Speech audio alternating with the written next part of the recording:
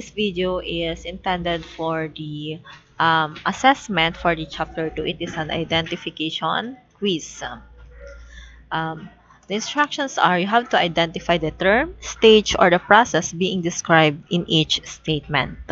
You can write at any sheet of paper. There are 10 items. Okay, let's start. Number 1.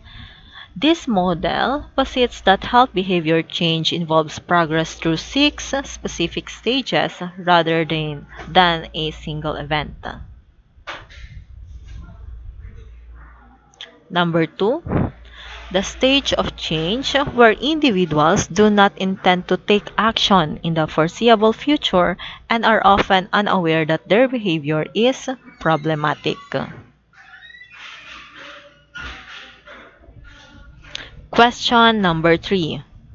The stage, characterized by the intention to engage in the healthy behavior within the next 2 years, where the individual begins to appreciate the positives of change.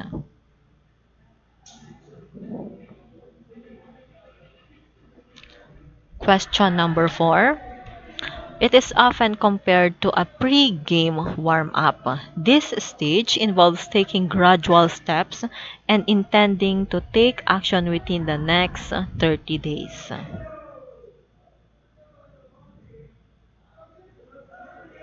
Question number 5. This stage involves the active practice of the new behavior and it requires constant effort to prevent falling back into old patterns.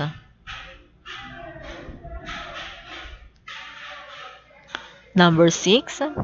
The term used to describe a situation where an individual falls back into old, unhealthy patterns of behavior.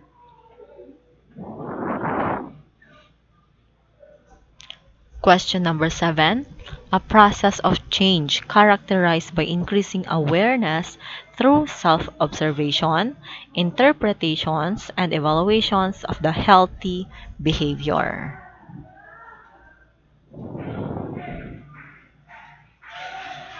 Question number 8.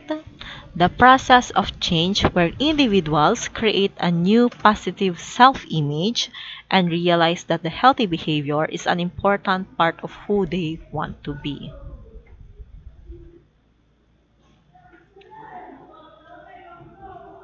Question number 9.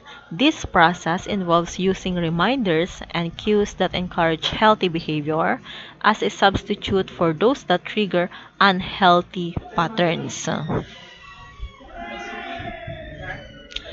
And last question, the process characterized by rewarding oneself or accepting rewards from others for making successful behavior changes. Okay, finalize your answers and let's check. Here are the answer key for this quiz.